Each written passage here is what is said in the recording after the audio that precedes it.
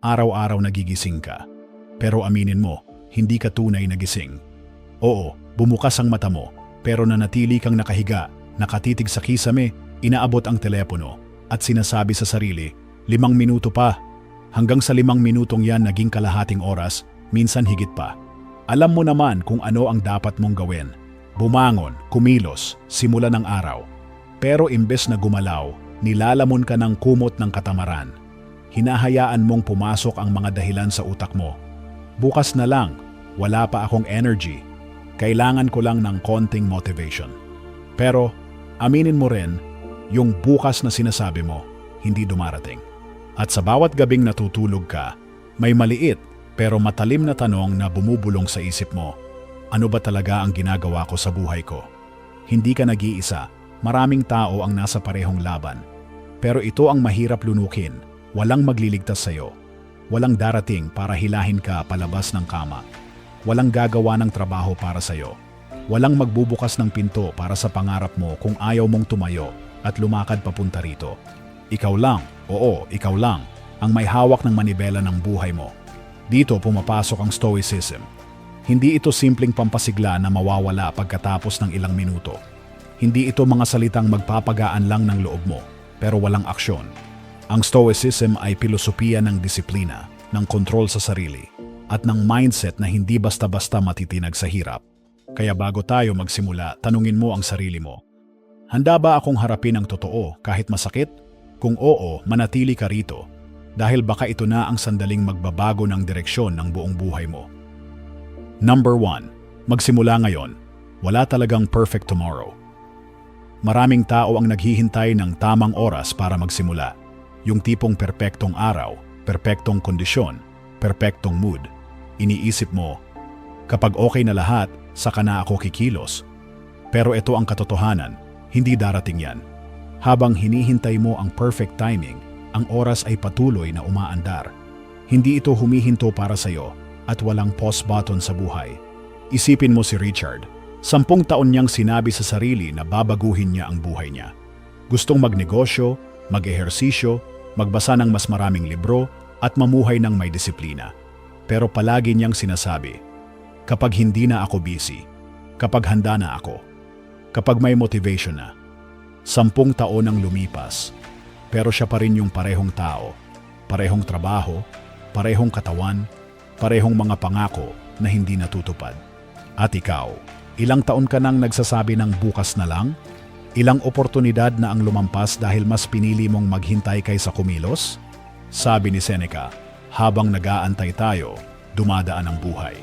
Hindi mo namamalayan, ang bukas na hinihintay mo ay nagiging buwan, tapos taon, hanggang isang araw magigising ka na lang at marirealize mo, ang daming oras ang nasayang. Akala mo ang problema ay kulang ka sa oras. Hindi, ang tunay na problema mo ay kulang ka sa disiplina. Hindi mo ginagawa, hindi dahil hindi mo kaya, kundi dahil ayaw mong harapin ang discomfort. Ayaw mong masaktan ang katawan mo sa workout. Ayaw mong mahirapan sa pag-aaral. Ayaw mong mabigo sa unang subok. Pero eto ang totoo. Ang takot sa failure ay hindi pumapatay. Pero ang procrastination, pumapatay ng pangarap. Takot ka bang magkamali? Natural yan. Pero mas nakakatakot ang gumising isang araw na wala ka ng oras para subukan. Tingnan mo ang kwento sa Biblia tungkol sa 3 alipin na binigyan ng yaman para palaguin. 2 sa kanila ginamit ang pera para kumita pa. Pero yung isa, itinago lang sa lupa dahil natakot. Nang bumalik ang amo, hindi siya pinagalitan dahil nalugi, kundi dahil wala siyang ginawa. Ganyan din tayo. Lahat tayo may talent or oportunidad na hawak, pero marami ang ibinabaon sa lupa ng takot at katamaran. Kaya ito lang ang malinaw na sagot. Kumilos ka ngayon. Hindi kailangan maging grand gesture. Hindi kailangan maging perfect. Kailangan lang magsimula. Gusto mong magsulat? Buksan ang laptop at itype ang unang pangungusap. Gusto mong mag-ehersisyo? Maglakad ka lang ng 10 minuto ngayon. Gusto mong magnegosyo? Gumawa ng simpleng plano ngayong gabi. Walang magic sa perfect moment. Ang meron lang ay perfect action. At yun ay aksyon na ginagawa ngayon. Kapag dumating ang bukas, pipili ka ulit. Mag-uumpisa na ba ako? O bukas na lang ulit? Tandaan, may 100 lang patungo sa greatness. At ito ay daang tinatahak ng mga taong kumikilos kaagad. At ang unang hakbang, nagsisimula sa mismong sandaling ito. Number 2. Win the morning, win the day. Tanungin mo ang sarili mo, sino ka sa unang segundo ng umaga? Ikaw ba yung taong pipindot agad ng snooze at babalik sa tulog? O ikaw yung tatayo agad, haharap sa araw, at magdedeklara, ako ang may control ngayon. Marami ang nag-aakalang maliit lang ang epekto ng unang 5 minuto paggising. Pero sa totoo lang, dito nasusukat kung panalo o talo ka sa buong araw. Kung sa unang laban pa lang, pagbangon mo, sumuko ka na, paano mo haharapin ang mas malalaking laban? Si James ay may malaking pangarap, magpapayat, umasenso sa career at maging disiplinado. Pero tuwing tutunog ang alarm, pipindutin niya ang snooze, 1, 2, minsan 3 beses. Sa oras na bumangon siya, nagmamadali na siya, walang oras mag-ehersisyo, walang oras magplano, at ubos na ang energy bago pa man magsimula ang araw. Sa gabi, pangako niya sa sarili, bukas, babawi ako. Pero paulit-ulit lang ang cycle. Si Marcus Aurelius mismo ang nagsabi, sa umaga, kapag tinatamad kang bumangon, sabihin mo sa sarili mo, trabaho ko bilang tao ang kumilos. Hindi mo trabaho na manatiling nakahiga at yakapin ang kumot ng katamaran. Trabaho mo na bumangon at gawin ang dapat gawin, kahit walang gana. Bakit mahalaga ang umaga? Dahil ito ang unang battle mo sa araw. At kapag nanalo ka sa unang battle, may momentum ka para manalo sa susunod. Kapag natalo ka sa una, buong araw mo na parang mabigat. Practical na stoic steps sa umaga. Una, no negotiations. Pag tumunog ang alarm, tumayo agad. Walang usapan sa sarili. Pangalawa, do one quick action. Push up, inom ng malamig na tubig, deep breathing, o pagbasa ng isang page ng libro.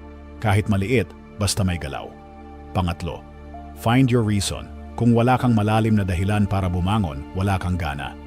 Alamin kung para saan ka lalaban araw-araw. Isipin mo ang isang sundalo. Sa battlefield, hindi pwedeng late. Hindi pwedeng 5 minuto pa. Kasi bawat segundo may epekto. Ganoon din sa buhay mo, maaari mong hindi napapansin.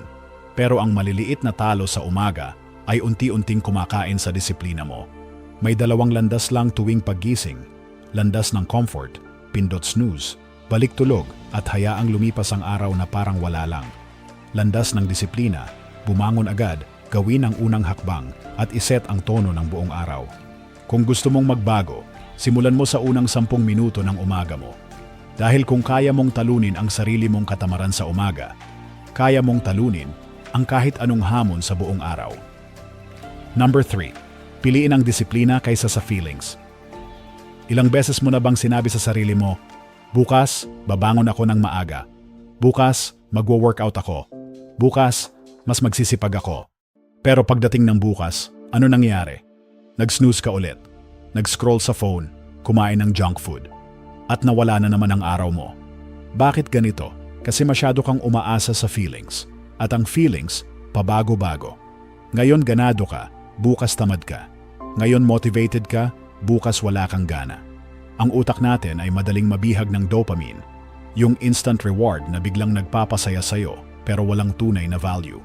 Nakakaramdam ka ng stress, kain ng matatamis. Nababagot ka, scroll sa social media. Walang gana magtrabaho, nood ng random videos. Sa bawat paghabol mo sa madali at mabilis na pleasure, tinuturuan mong maging mahina ang sarili mo. Unti-unti, nagiging addict ka sa mabilis na ligaya. At tinatanggihan mo ang mga bagay na mahirap pero mahalaga. Ito ang stoic truth. Ang emosyon ay hindi laging mapagkakatiwalaan. Hindi mo kailangang mag-feel ready bago kumilos. Hindi mo kailangang ma-motivate bago magtrabaho. Hindi mo kailangang nasa mood bago magdisiplina. Si Marcus Aurelius mismo ang nagsabi, dapat sanayin ang sarili sa maliliit na bagay at mula roon umakyat sa mas malalaking hamon. Paano pipiliin ang disiplina kaysa sa feelings? Una, iwasan ang cheap dopamine. I-off ang notifications, limitahan ang social media, tigilan ang emotional eating. Palitan ito ng activities na may tunay na value, ehersisyo, pagbabasa, pag-aaral ng bagong skill. Pangalawa, gawin kahit walang gana. Kung mas tamad ka, mas lalo mong kailangang kumilos. Dahil ang disiplina ay muscle, lumalakas sa paulit-ulit na paggamit. Pangatlo, yakapin ang mahirap. Kung madali lang, hindi mahalaga. Kung bihirang gawin ng karamihan, doon mo dapat ituon ang effort mo. Isipin mo ang isang lungsod na walang pader, madaling sakupin ng kahit sinong kaaway. Ganoon din ang taong walang disiplina, madaling talunin ng sariling kahinaan. Sabi sa Biblia, ang taong walang self-control ay parang lungsod na winasak at walang pader. Kaya simula ngayon, tigilan mo na ang paniniwala sa ideya na kailangan mo munang maramdaman bago kumilos. Dahil ang totoo, ang nararamdaman mo ay madalas kalaban ng gusto mong marating. Hindi disiplina ang bunga ng motivation. Motivation ang bunga ng disiplina. Kapag kumilos ka kahit walang gana, doon unti-unting nabubuo ang momentum. At sa tuwing pipiliin mo ang disiplina kaysa sa feelings, pinapatibay mo ang sarili mong pader laban sa katamaran, procrastination, at takot. Number 4. Buhay mo equals daily habits mo. May parte sa utak natin na tinatawag na basal ganglia. Ito ang responsable sa paggawa at pag-iimbak ng mga habits. Kapag paulit-ulit mong ginagawa ang isang bagay, automatiko na itong kinokontrol ng utak mo. Hindi mo na iniisip kung paano magsipilyo, magtali ng sintas, o mag-type sa keyboard, habit na kasi. Pero tandaan, ang utak mo ay walang pakialam kung ang habit mo ay mabuti o masama. Kung araw-araw ay gigising ka at magsuscroll muna ng social media bago bumangon, habit yan. Kung palagi kang gumagawa ng excuse para hindi mag-exercise, habit din yan. Kung lagi mong sinasabi bukas na lang at hindi tumutupad, habit pa rin yan. At ito ang masakit. Ang maliliit na habits na inuulit mo araw-araw, iyon ang nagdidikta ng direksyon ng buhay mo.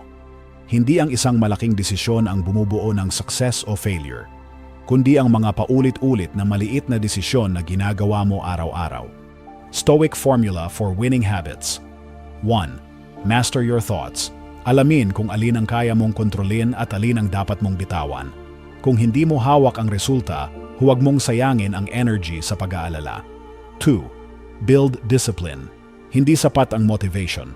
Mawawala at mawawala yan. Pero ang disiplina, kahit wala kang gana, kumikilos ka pa rin. 3. Maintain focus.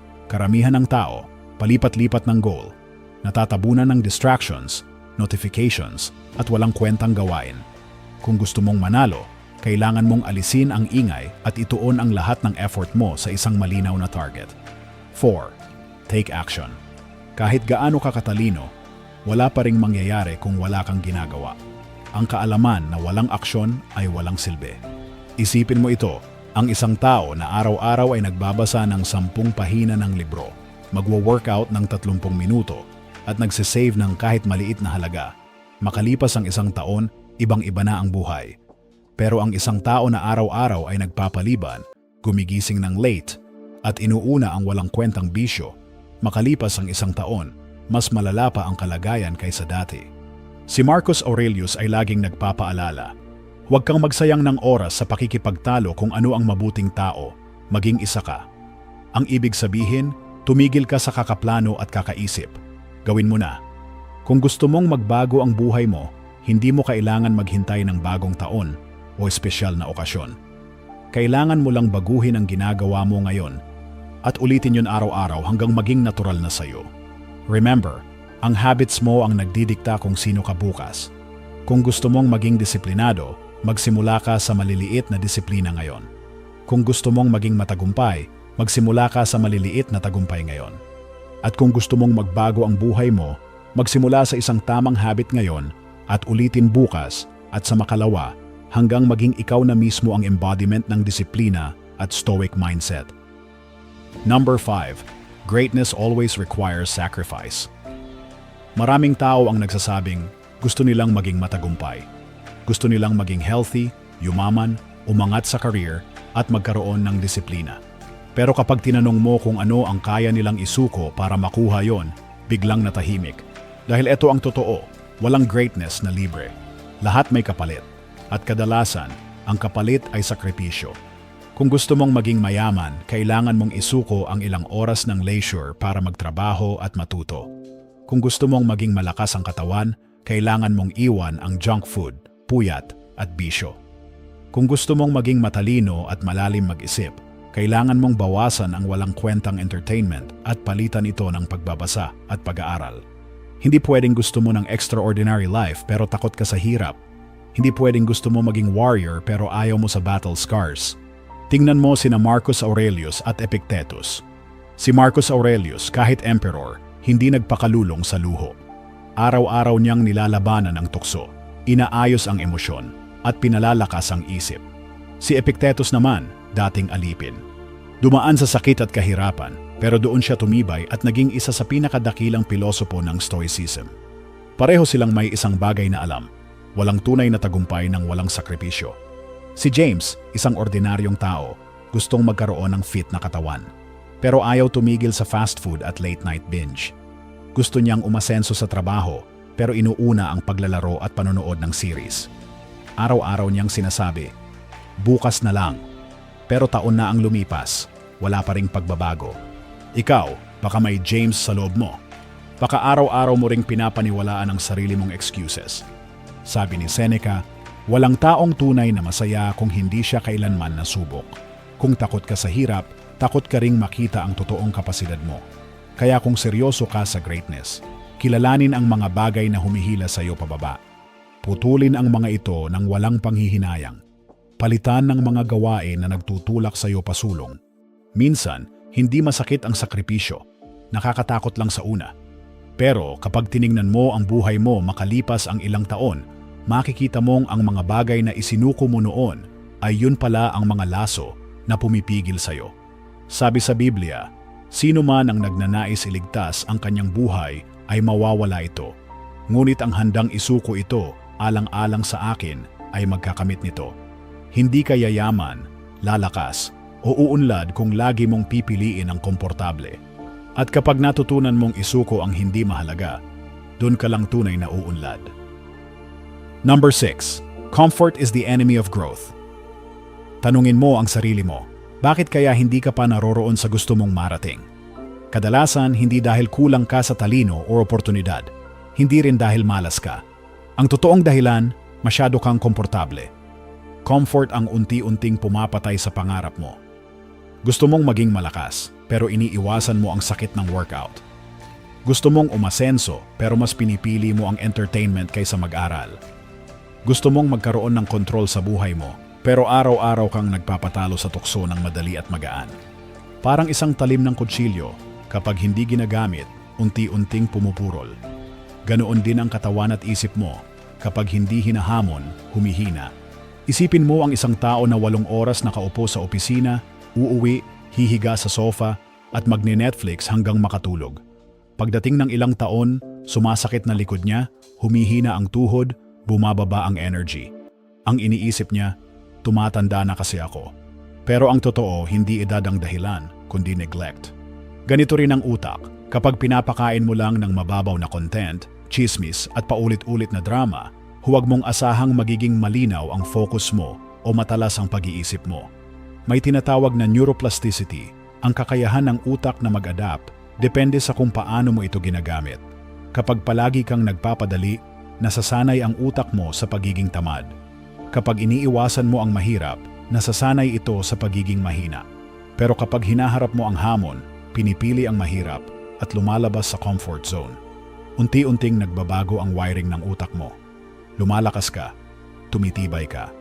Si Epictetus ang nagsabi, ang hirap ay siyang nagpapakita kung sino ka talaga. Isipin mo ang isang marathon runner. Hindi siya nagising isang araw at tumakbo ng 42 kilometro agad. Araw-araw, tinutulak niya ang sarili na dagdagan ang distansya kahit masakit, kahit mahirap. At sa bawat pagod, doon siya nagiging mas malakas.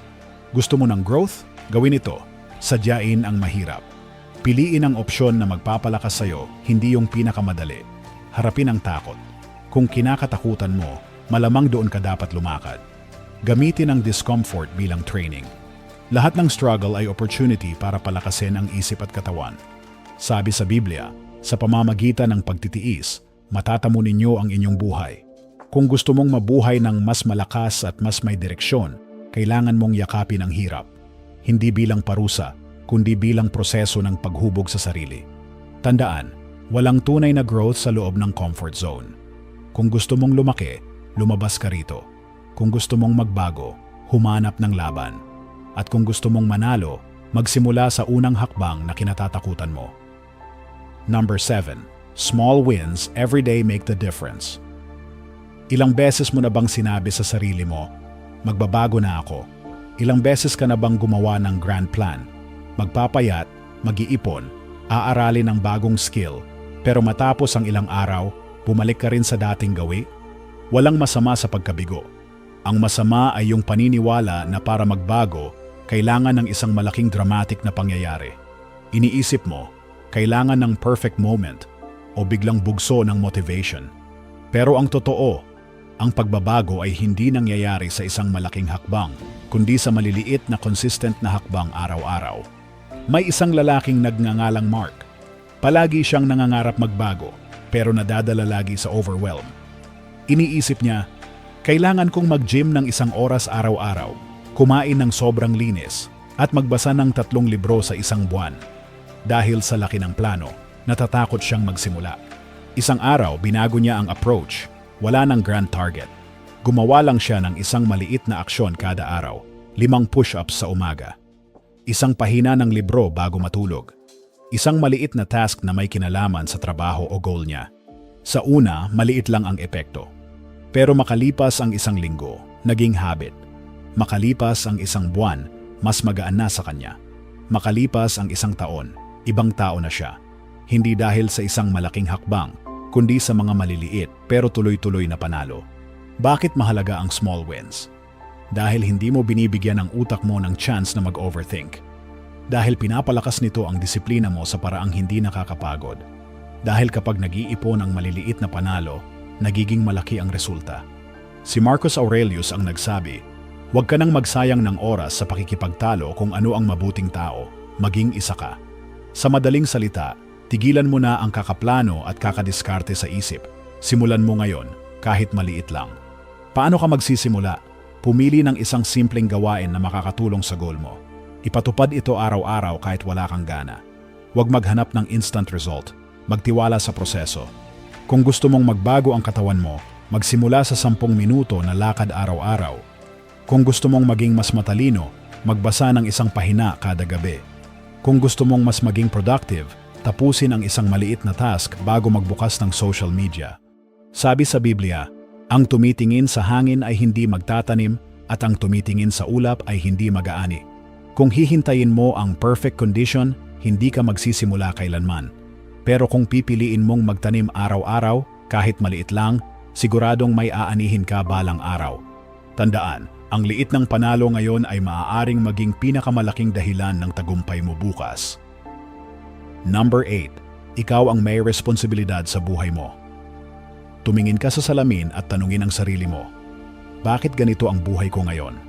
Bakit nananatiling pangarap lang ang mga plano mo? Bakit stuck ka sa trabaho na ayaw mo, sa katawan na hindi mo gusto, o sa sitwasyong hindi ka masaya? Masakit pakinggan, pero eto ang katotohanan. Ikaw ang may gawa nito. Hindi ang magulang mo, hindi ang gobyerno, hindi ang swerte o malas. Ikaw. Natural na gusto nating maghanap ng masisisi, ang upbringing, ang kakulangan sa oportunidad, ang sistema. Pero kahit totoo na may mga bagay na labas sa kontrol mo, may mas malaking katotohanan. Ikaw pa rin ang may final say kung paano ka kikilos.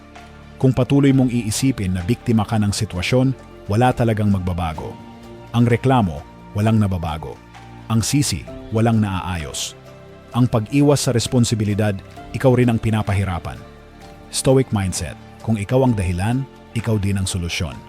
Kung naniniwala ka na kaya mong magbago, magsisimula kang maghanap ng paraan, hindi ng dahilan. Kung naniniwala ka na kaya mong lampasan ang hirap, hahanapin mo ang susunod na hakbang, hindi ang susunod na excuse. Isipin mo si Jackson, ayaw niya sa trabaho niya, pero hindi naghahanap ng iba. Gusto niyang maging fit, pero hindi nag-e-ehersisyo. Lagi niyang sinasabi, wala akong oras. Pero gabi-gabi, 3 oras siyang nakascroll sa phone. Hanggang isang araw, na-realize niya, walang nagbabago kasi wala siyang ginagawa para magbago. Baka ikaw rin, may ganitong Jackson moment na kailangan mong harapin. Paano ka magsisimula? Tanggapin na ikaw ang may hawak ng buhay mo. Walang ibang gagawa nito para sa'yo. Ilista ang mga bagay na matagal mo nang gustong gawin. Piliin ang isa at simulan ngayon. Huwag maghintay ng motivation. Kumilos kahit walang gana, dahil aksyon ang lumilikha ng momentum. Sabi ni Marcus Aurelius, ikilos ang dapat kahit hindi mo feel. Sabi sa Biblia, ang bawat isa ay mananagot sa sarili niyang buhay. Galatia 6:5.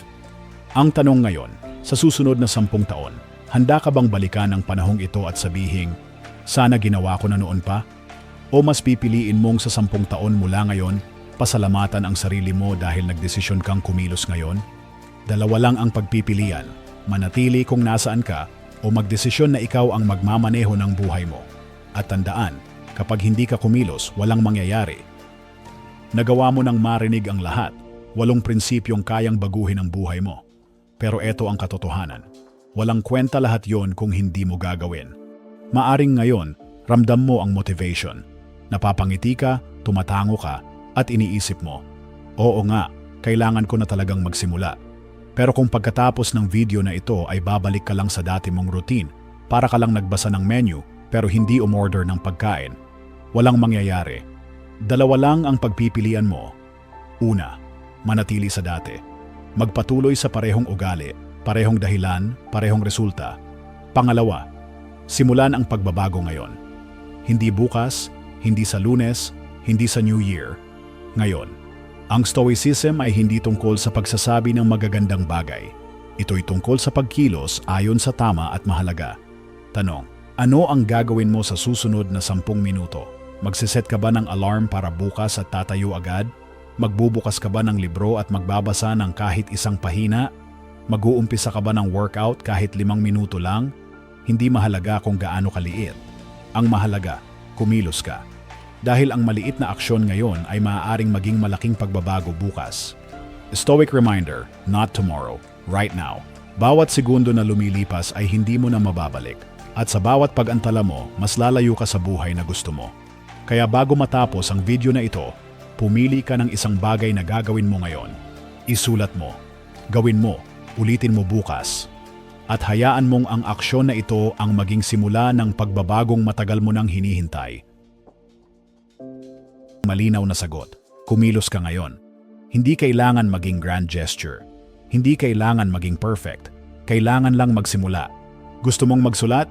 Buksan ang laptop at itype ang unang pangungusap. Gusto mong mag-ehersisyo? Maglakad ka lang ng 10 minuto ngayon. Gusto mong magnegosyo? Gumawa ng simpleng plano ngayong gabi. Walang magic sa perfect moment. Ang meron lang ay perfect action. At yun ay aksyon na ginagawa ngayon. Kapag dumating ang bukas, pipili ka ulit. Mag-uumpisa na ba ako? O bukas na lang ulit? Tandaan, may 100 lang patungo sa greatness. At ito ay daang tinatahak ng mga taong kumikilos kaagad. At ang unang hakbang, nagsisimula sa mismong sandaling ito. Number 2. Win the morning, win the day. Tanungin mo ang sarili mo. Sino ka sa unang segundo ng umaga? Ikaw ba yung taong pipindot agad ng snooze at babalik sa tulog? O ikaw yung tatayo agad, haharap sa araw, at magdedeklara, ako ang may control ngayon. Marami ang nag-aakalang maliit lang ang epekto ng unang 5 minuto paggising. Pero sa totoo lang, dito nasusukat kung panalo o talo ka sa buong araw. Kung sa unang laban pa lang, pagbangon mo, sumuko ka na, paano mo haharapin ang mas malalaking laban? Si James ay may malaking pangarap, magpapayat, umasenso sa career, at maging disiplinado. Pero tuwing tutunog ang alarm, pipindutin niya ang snooze, 1, 2, minsan 3 beses. Sa oras na bumangon siya, nagmamadali na siya, walang oras mag-ehersisyo, walang oras magplano, at ubos na ang energy bago pa man magsimula ang araw. Sa gabi, pangako niya sa sarili, bukas, babawi ako. Pero paulit-ulit lang ang cycle. Si Marcus Aurelius mismo ang nagsabi, sa umaga, kapag tinatamad kang bumangon, sabihin mo sa sarili mo, trabaho ko bilang tao ang kumilos. Hindi mo trabaho na manatiling nakahiga at yakapin ang kumot ng katamaran. Trabaho mo na bumangon at gawin ang dapat gawin, kahit walang gana. Bakit mahalaga ang umaga? Dahil ito ang unang battle mo sa araw. At kapag nanalo ka sa unang battle, may momentum ka para manalo sa susunod. Kapag natalo ka sa una, buong araw mo na parang mabigat. Practical na stoic steps sa umaga. Una, no negotiations. Pag tumunog ang alarm, tumayo agad. Walang usapan sa sarili. Pangalawa, do one quick action. Push up, inom ng malamig na tubig, deep breathing, o pagbasa ng isang page ng libro. Kahit maliit, basta may galaw. Pangatlo, find your reason. Kung wala kang malalim na dahilan para bumangon, wala kang gana. Alamin kung para saan ka lalaban araw-araw. Isipin mo ang isang sundalo. Sa battlefield, hindi pwedeng late. Hindi pwedeng 5 minuto pa. Kasi bawat segundo may epekto. Ganoon din sa buhay mo, maaari mong hindi napapansin. Pero ang maliliit na talo sa umaga ay unti-unting kumakain sa disiplina mo. May 2 landas lang